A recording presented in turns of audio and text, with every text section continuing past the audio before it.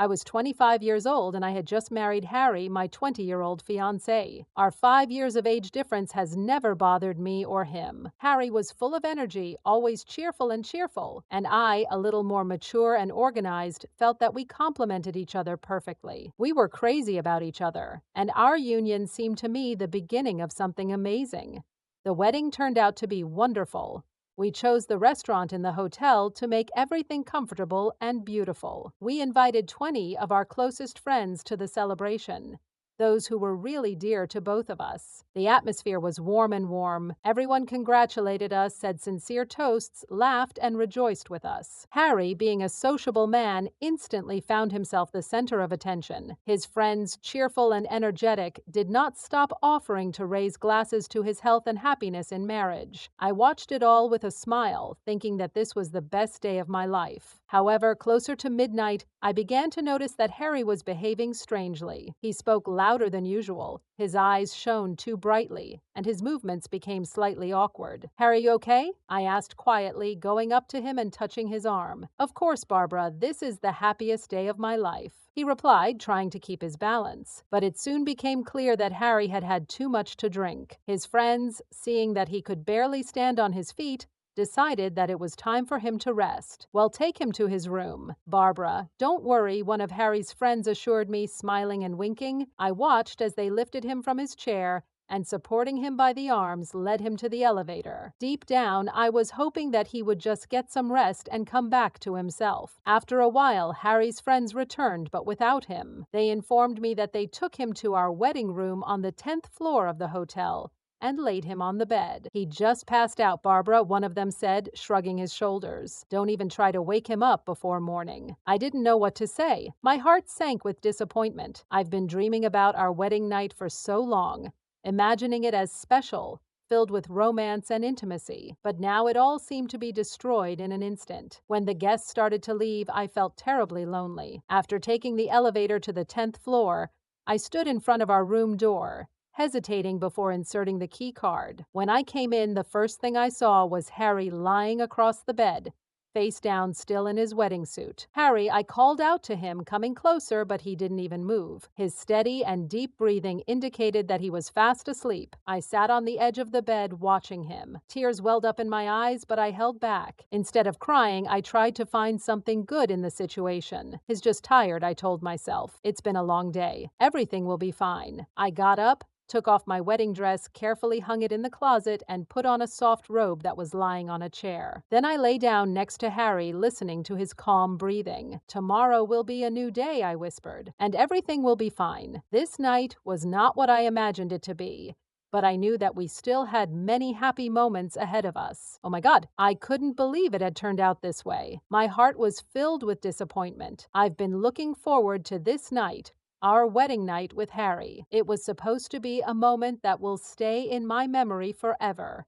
A moment that I've been dreaming about since the day we started planning the wedding. Harry and I have been together for over a year. Our relationship started like many people, with long walks, talking late into the night, and careful, timid touches. But after a few months, everything changed. We became closer to each other, so much so that almost every date ended in passion. It was a sincere, deep connection that only strengthened our love. But tonight was completely different. It wasn't just another night. It was a symbol. Our wedding night is a time when two people start a new life together, opening up to each other even more. It was supposed to be a moment of tenderness, intimacy, and love, but instead, everything turned out to be ruined. Harry, my beloved Harry, got so caught up in the celebration that he drank more than he should have. Friends, wanting to keep up the mood, did not spare toasts, and Harry, as a friendly person and always ready to participate in the fun, was happy to support them. But it all ended with him passing out before we could even be alone. I sat in the corner of the restaurant,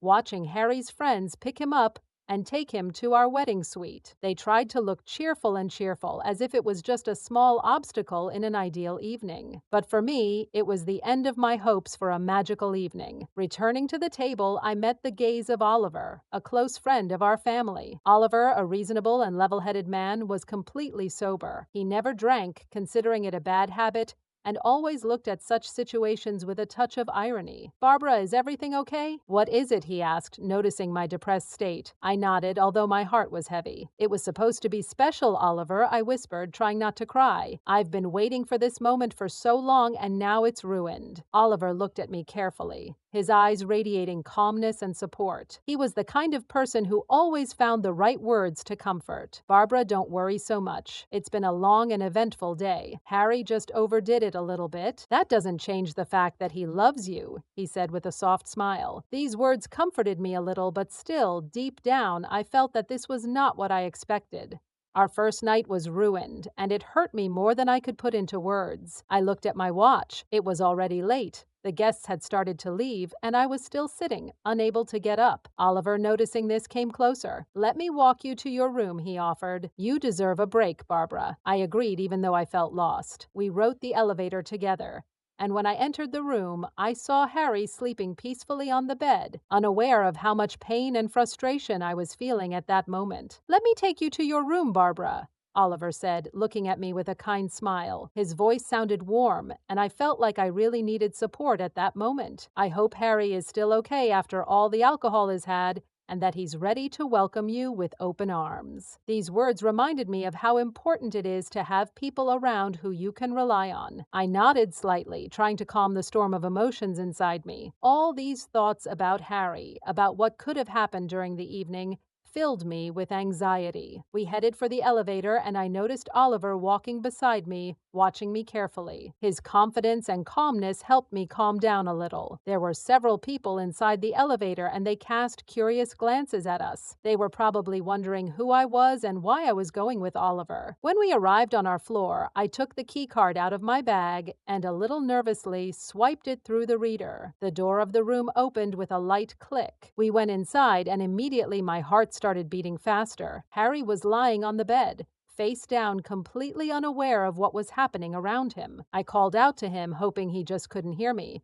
But alas, there was no reaction. He continued to sleep, and I felt despair come over me. I came closer and shook him slightly, but he didn't react and continued to sleep soundly. At that moment, I felt very sad, and I couldn't hold back the tears. I started crying, realizing that my wedding night, which I had been dreaming about and preparing for so long, turned out to be completely different from what I had imagined. These thoughts and feelings overwhelmed me, and I felt that this night was not the magical moment I dreamed of. All expectations and hopes for romance and intimacy were shattered in an instant by reality. "Listen, Barbara," Oliver said, coming closer to me, "no woman should spend her wedding night alone. This is really bad luck. I've been in love with you since the first moment Harry brought you to our house. I think you saw something good in me too. Come with me, Barbara. It'll let you feel what care and attention are, how you should treat a woman." I was silent, not knowing what to say. Oliver's gaze was full of kindness and understanding. I looked into his eyes, smiled slightly, and finally took his hand. If my husband couldn't give me the support I needed at that moment,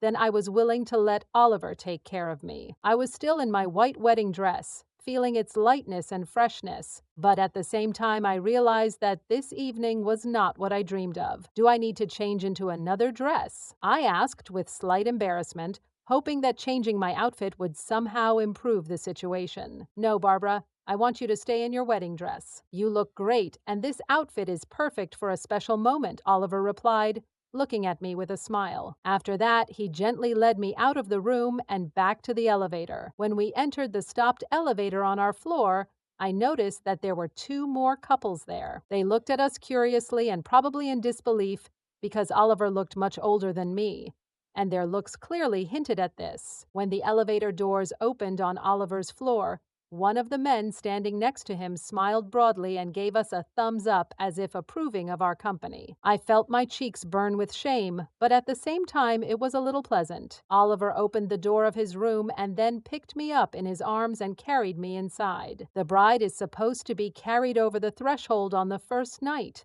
he said with a light laugh. As soon as we entered, he closed the door with his foot, thereby creating an atmosphere of intimacy and privacy. At that moment, there was a special bond between us, and despite all the previous events, I felt ready to accept his care. We spent magical moments together, full of tenderness and passion, and soon we were in each other's arms, enjoying every moment of intimacy. Time passed, and it was almost 11 in the morning when we finally woke up. The first thing Harry did was apologize for getting too drunk at the wedding and not being able to play the role of my husband on the first night. "What are you talking about, my love?" I replied in disbelief. "You did a fantastic job.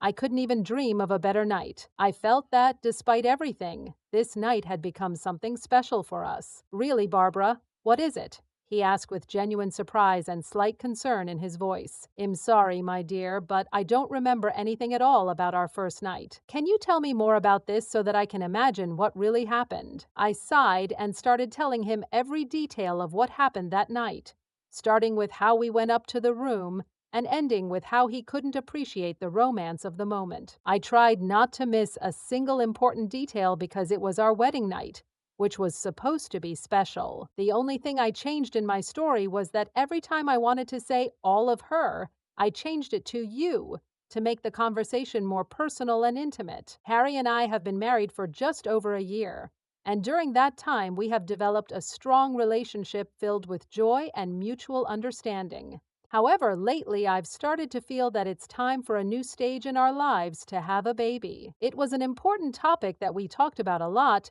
but now I had to make a final decision. Now that I think about it, I couldn't help but think about what I was going to say to all of her. Should I tell him that we can't make love anymore? How can this affect our friendship and everything between us? I think he'll keep it a secret, at least for a while. I need to think about all this and sort out my feelings before making a decision that could change everything. Time will tell what to do next.